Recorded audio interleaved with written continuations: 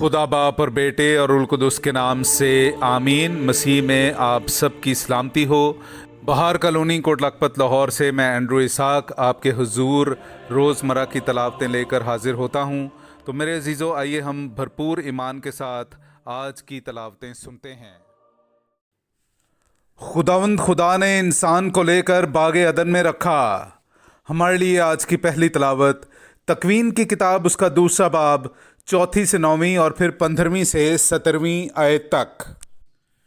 जिस दिन खुदावंद खुदा ने आसमान और ज़मीन को बनाया था तो ज़मीन पर मैदान की अब तक कोई झाड़ी ना थी और ना खेत की कोई सब्ज़ी उगी थी, क्योंकि खुदावंद खुदा ने ज़मीन पर पानी ना बरसाया था और ज़मीन की खेती करने के लिए इंसान ना था, मगर ज़मीन से रतूबत उठती थी जो तमाम रुए ज़मीन को सैराब करती थी। और खुदावंद खुदा ने ज़मीन की मिट्टी से इंसान को बनाया और उसके नथनों में ज़िंदगी का दम फूंका और इंसान जीती जान हुआ। और खुदावंद खुदा ने मशरिक़ की तरफ अदन में एक बाग लगाया और इंसान को जिसे उसने बनाया इसमें रखा। और खुदावंद खुदा ने हर तरह के दरख्त जो देखने में खुशनुमा और खाने के लिए लजीज थे ज़मीन से उगाए, और बाग के वस्त में शजरे हयात और नेको बद की पहचान का दरख्त। और खुदावंद खुदा ने इंसान को लेकर बागे अदन में रखा कि उसकी बागबानी और निगहबानी करे। और खुदावंद खुदा ने इंसान को हुक्म देकर कहा कि तू बाग के हर दरख्त का फल खा सकता है, लेकिन नेको बद की पहचान के दरख्त का फल ना खाना, क्योंकि जिस दिन तू उसका खाएगा तू ज़रूर मरेगा।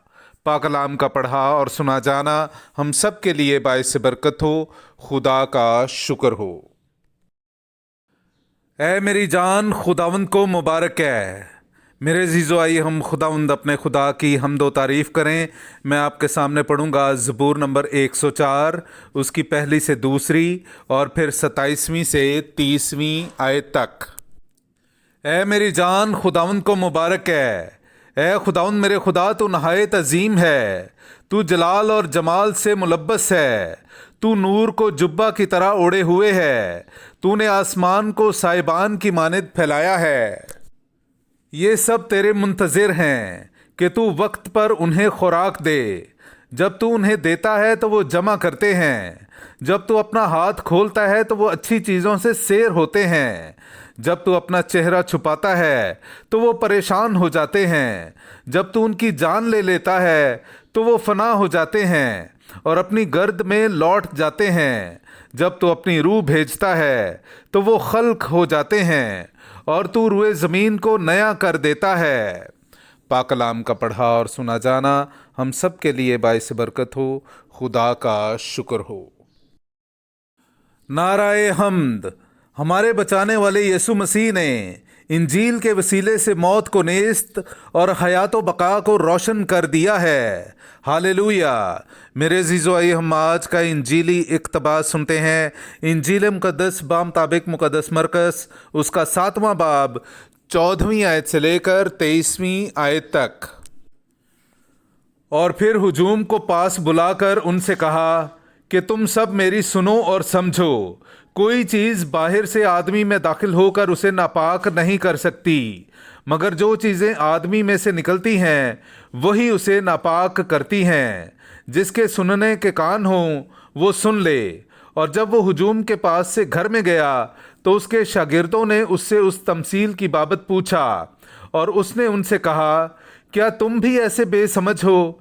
क्या तुम नहीं समझते कि कोई चीज़ जो बाहर से आदमी के अंदर जाती है उसे नापाक नहीं कर सकती, इसलिए कि वो उसके दिल में नहीं बल्कि पेट में जाती है और जाए ज़रूर में निकल जाती है। यूं सब खाने की चीज़ें पाक ठहरा कर उसने फिर कहा, जो कुछ इंसान में से निकलता है वही इंसान को नापाक करता है, क्योंकि अंदर से यानी इंसान के दिल से बुरे इरादे निकलते हैं, यानी हराम कारियाँ, चोरियाँ, खून रेजियाँ, जिनाकारियाँ, लालच, बदियाँ, मकर, शहवत परस्ती, बदनज़री, कुफर गोई, नखवत, हमाकत, یہ سب اندرونی برائیاں نکل کر انسان کو ناپاک کرتی ہیں۔ پاک کلام کا پڑھا اور سنا جانا ہم سب کے لیے باعث برکت ہو۔